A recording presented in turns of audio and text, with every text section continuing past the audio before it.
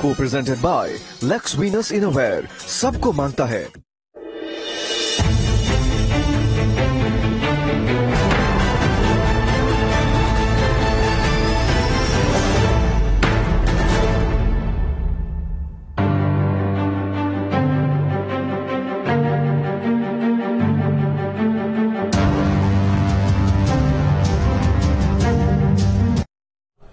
नमस्कार, आप देख रहे हैं सबसे बड़ा मुद्दा। मैं हूं आपके साथ राहुल राजपूत। निकाय चुनाव में जिस तरह बीजेपी को क्लीन स्वीप मिली है, उसने सभी को हैरत में डाल दिया है। इस चुनाव में बीजेपी ने मुसलमानों को बड़ी संख्या में टिकट देकर जो गेम खेला है, उसका फायदा भी उसे मिला है।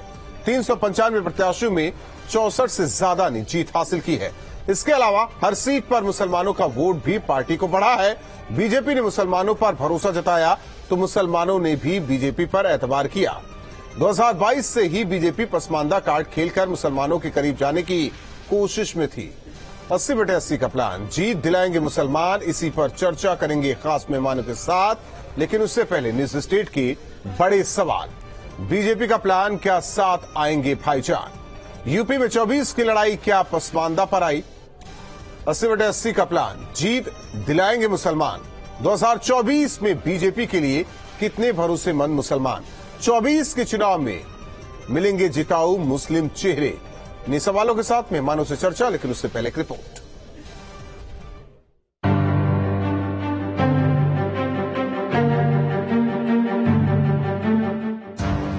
उत्तर प्रदेश में हुए निकाय चुनाव में बीजेपी की ऐतिहासिक जीत ने कई चीजें साफ कर दी हैं। मेयर की सभी 17 सीटों को जीतकर पहली बार बीजेपी ने क्लीन स्वीप किया है। सरकार की जन कल्याणकारी नीति और संगठन की जमीन पर रणनीति ने विपक्ष को औंधे मुंह पटखनी दे दी है। आज आप देखिए, उत्तर प्रदेश पहले हम जो है मुस्लिम समाज के लोग, हमने राज्यसभा भेजने का काम किया, विधान परिषद भेजने का काम किया। हमने जो मुस्लिम समाज के लोगों को इस निकाय चुनाव में 3 दर्जन से अधिक नगर पालिका नगर निकाय के चेयरमैन पद के हमने टिकट दिए। 350 से अधिक सभासद और पार्षद के प्रत्याशियों के हमने टिकट दिए। तो आज एक विश्वास आम जनमानस में, मुस्लिम समाज में भारतीय जनता पार्टी के प्रति, हमारी डबल इंजन की सरकार के प्रति है। और आम मुसलमान ने कभी भाजपा से दूरी नहीं बनाई थी। बीजेपी ने निकाय चुनाव में इस बार मुस्लिम समाज पर भरोसा जताया था। 395 मुस्लिम उम्मीदवारों को मौका दिया, जिसमें से 5 चेयरमैन, 15 पार्षद और करीब 47 सभासद उम्मीदवारों ने जीत भी दर्ज की। यहाँ पे यही कॉन्ट्राडिक्शन आता है कि अगर लोकल मुसलमान इन्फ्लुएंशियल है तो लोकल बॉडी का है इलेक्शन, तो वो किसी भी पार्टी का हो, उसको मुसलमान वोट दे देगा। तो ये बात सही है कि मुस्लिम्स को वो एक प्रयोग था ये सिविक बॉडीज में, कि आप सिविक बॉडीज में अपने वो जो कम्युनल कार्ड है उसको नहीं खेलेंगे और लोकल मुसलमानों को देंगे, जो कि आप अन्य स्थितियों में नहीं करते हैं, राज्यों में नहीं करते हैं। तो बीजेपी ने ये प्रयोग किया और चूंकि लोकल इलेक्शन था तो बीजेपी का सपोर्ट, उसका मुस्लिम होना, ये दोनों म्यूचुअली कॉन्ट्राडिक्टरी न होके पूरक हो गए एक दूसरे के। तो लिहाजा बीजेपी को अच्छी खासी सफलता इन इलाकों में मिली है।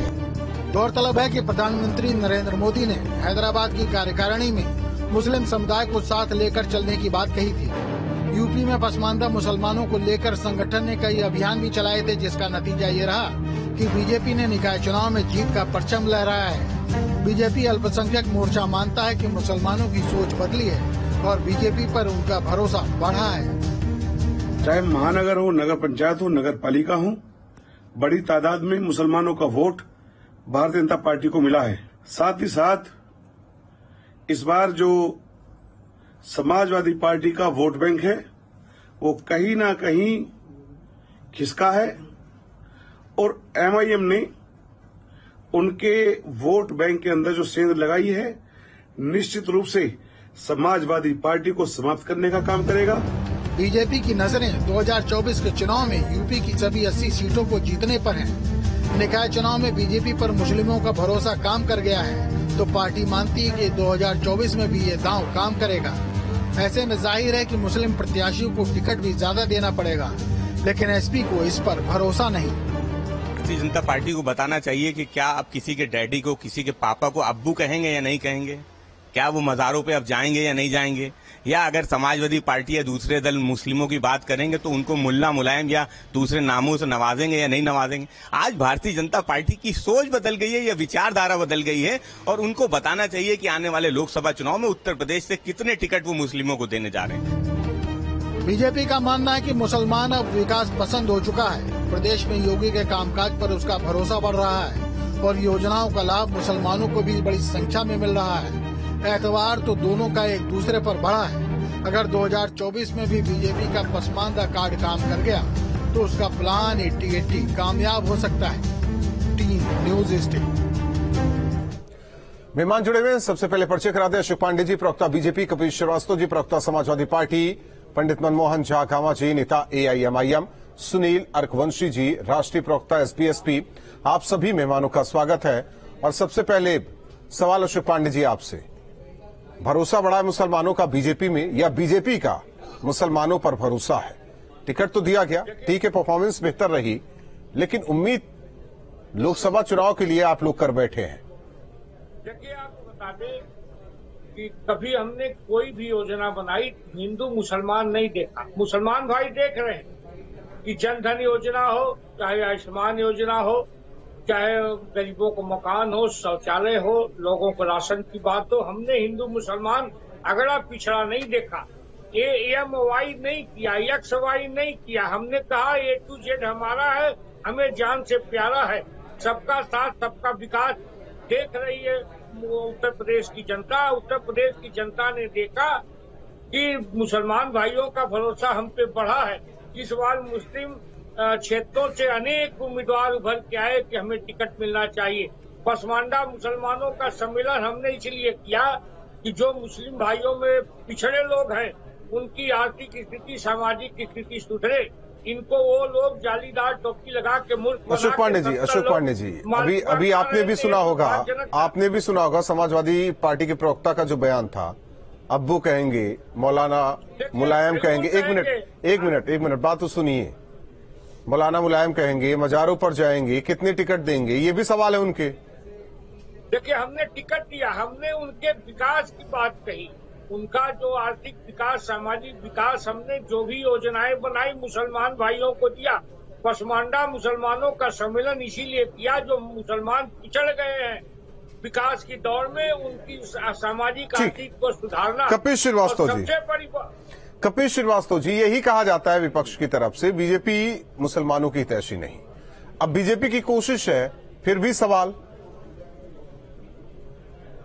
बीजेपी की कोशिश तो अशोक भाई ने दिखा दिया, और ये कोशिश हम भी दिखा दें। भाई देखिए, जाली टुवाली टोपी लगा करके आपके राजनाथ सिंह बैठे हुए हैं, और ये देखिए आपके पूर्व डिप्टी मुख्यमंत्री शर्मा जी, ब्राह्मण साहब, ये देखिए जालीदार टोपी, इनके ऊपर भी कुछ कहेंगे शेख बाबू? तो अच्छी बात है ना। यही तो आपके जो नहीं, बोलती बंद हो गई। यही आपके जो प्रवक्ता थे उन्होंने बयान दिया। नहीं, अब केवल राहुल बोलेंगे, क्योंकि आप बोल नहीं पा रहे अशोक भाई। मैं बिल्कुल बोल रहा हूँ, मैं बोल रहा हूँ। आप बोलिए। ये देखिए ना, ये जालीदार टोपी हो गया। कपिल जी, अब मोबाइल हटा लीजिए, बोलने दीजिए। निश्चित तौर पे मैंने तो ठीक है, लेकिन बात तो पूरी होने दीजिए, अशोक पांडे जी। एक मिनट कपिल जी, आपका बस इतना ही है, बस फोटो दिखा के सवाल करना था, जवाब देंगे या कुछ कहेंगे? हम फोटो दिखा बात इस चीज की है, जिस जालीदार टोपी और जिस लुंगी की ये बात कर रहे थे, मैं बता रहा हूं, वो तो आपके सामने आ गया ना इनको। नहीं, ये इनका नहीं दिखाई दे रहे थे। और मैं दूसरी बात पूछ रहा हूँ, लगा के मुस्लिम भाइयों को मूर्ख बना रहे थे। हमने मुस्लिम भाइयों की आर्थिक सामाजिक स्थिति को सुधारा है। हमने सारी योजनाएं है। सीता जी को टेस्ट ट्यूब बेबी बताने वाले शर्मा जी टोपी पहना रहे थे। अरे सीता जी को टेस्ट ट्यूब बेबी बताने वाले आपके डिप्टी मुख्यमंत्री, मुस्लिम भाई समझ रहे हैं। सीता जी को अशोक पांडे जी, कपिल जी, एक एक करके देखिए कपिल जी, जो हमारा विषय है, देखिए हिंदू मुस्लिम नहीं कपिल जी, हिंदू मुस्लिम नहीं। ये हिंदू मुस्लिम नहीं। एक मिनट बात सुनिए, जो चर्चा करने बैठे आप उस पर आइए, मैं कहाँ करा रहा हूँ? जालीदार टोपी मैं कहाँ करा रहा हूँ? नहीं मना किया? मैं कहाँ कह रहा हूँ? क्यों नहीं मना किया? आपके प्रवक्ता ने कहा था, आपके प्रवक्ता का बयान भी था, मैं ये पूछ, आपके प्रवक्ता का बयान था, आपके प्रवक्ता का बयान था। मैं तो सहभागिता, मुसलमानों की सहभागिता जिसकी बात बीजेपी कर रही है उस पर चर्चा करने बैठे, आप हिंदू मुसलमान करने बैठे हुए हैं। ये माता सीता का अपमान करने वाले व्यक्ति फिर आप जा रहे हैं, डिरेल हो गए कपीश जी, कपीश जी, कपीश जी, कपीश जी। बीजेपी का यही कहना है, अब तक आप लोग वोट लेते रहे, आप लोग वोट लेते रहे, सामाजिक तौर पर विकास नहीं हुआ उनका, आर्थिक तौर पर विकास नहीं हुआ। हम बीजेपी का कहना है हम सबका साथ सबका विकास की तर्ज पर, चाहे वो मुस्लिम हो चाहे वो हिंदू हो, किसी धर्म के हो, किसी जाति विशेष के हो, सबको साथ लेकर चल रहा हूँ। रिपोर्ट लागू करा दें। भाई समाजवादी पार्टी केंद्र की सत्ता में तो रही नहीं, भारतीय जनता पार्टी रही, कांग्रेस रही, उनसे पूछिए कि सच्चर कमेटी की जो रिपोर्ट थी वो केंद्र ही लागू करा सकता था।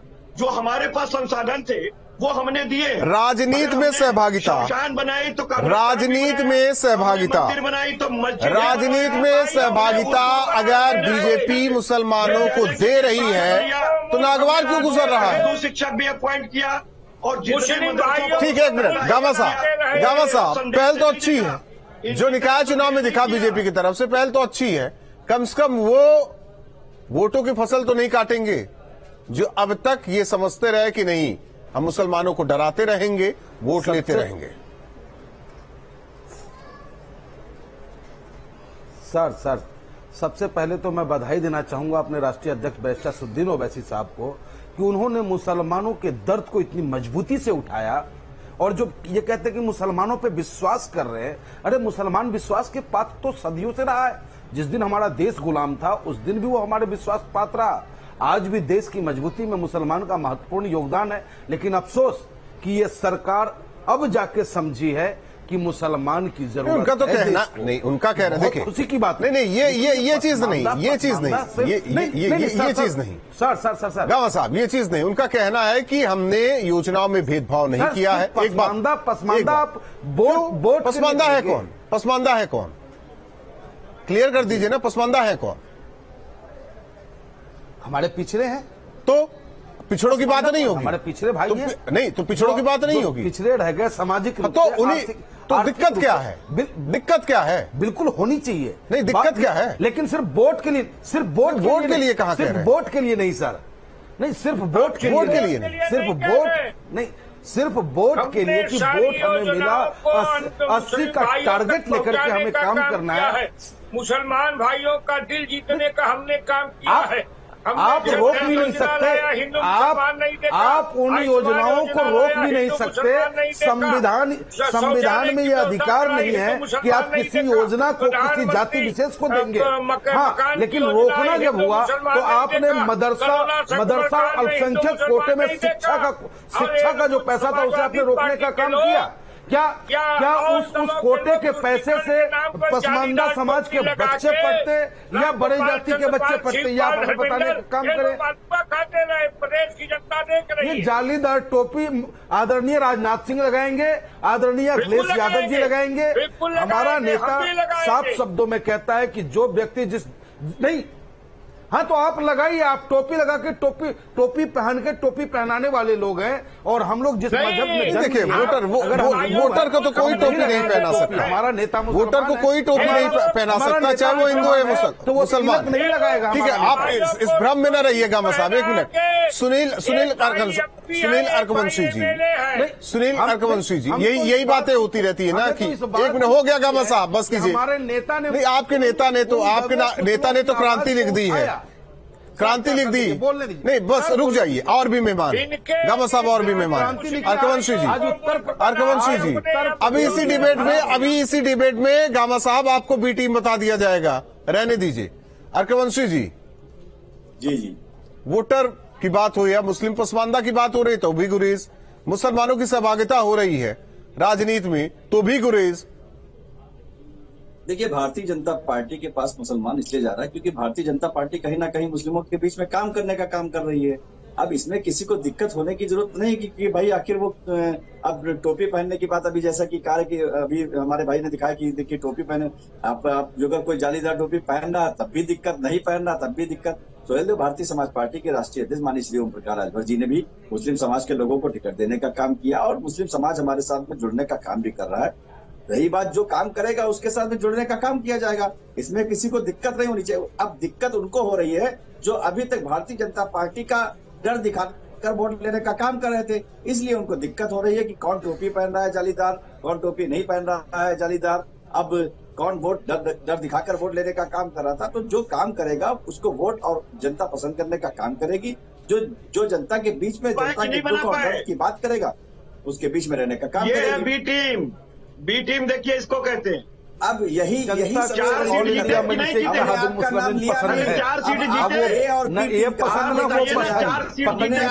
लिया नहीं आप और राजभर साहब पे कोई विश्वास किया कि नहीं किया, यही दिक्कत है सबसे राजभर साहब दिक्कत यही है। कोई विश्वास किया कि नहीं, लेता भी नहीं अरे है, आपका कोई मतदाता विश्वास किया लगते हैं। जहूराबाद में भी एक सीट लेकर के आप एक बार दिखा रहे हैं, एक भी जहूराबाद की सीट लेकर आप कपिल सिंह बोलने तो दीजिए अर्कवंशी जी को, सीट लेकर के आप अर्कवंशी जी को कपिल सिंह बोलने दीजिए। आप हिसाब क्यों ले रहे हैं उनसे? नहीं हिसाब क्यों ले रहे हैं आप? नहीं दिक्कत नहीं हिसाब व्यक्तिगत ना होइए ना, फिर हिसाब ना लीजिए। उन्हें जो कहना है उन्हें कहने दीजिए। अभी तक योगी आदित्यनाथ और भारतीय जनता पार्टी को मुसलमानों का वोट लेने का ठीक है, हो बस कीजिए कपिल सिंह, बस कीजिए कपिल सिंह। भारतीय जनता पार्टी के भी की ठीक रहने दीजिए, जो ABC है। अरे भाई एक सीट नहीं निकाले, 24 का चुनाव आने दीजिए ना, 24 का चुनाव तो आने दीजिए। सम्मेलन कर अशोक पांडे जी, अशोक पांडे जी, नगर पालिका का अध्यक्ष नहीं, अशोक पांडे जी, अशोक पांडे जी, देना चाहिए। अशोक पांडे जी, अशोक पांडे जी, 80 की 80 लोकसभा सीटें मुसलमानों के भरोसे नहीं, हम सबके भरोसे। और मुस्लिम भाई जान गया है कि ये लोग मुल्क परिवार के लोग बना रहे थे। मुस्लिम भाइयों को मुल्क बना के राम गोपाल, चंद्रपाल, शिवपाल, धर्मेंद्र, अखिलेश, टिम्पल, ये लोग पालपुआ खा रहे थे। अरे भाई 395 में अगर 43 आपके जीते हैं तो बाकी तो आपने हरवाने का काम किया है। तो नहीं भाजपा अपने नेता वरिष्ठ साहब को 95 में 43।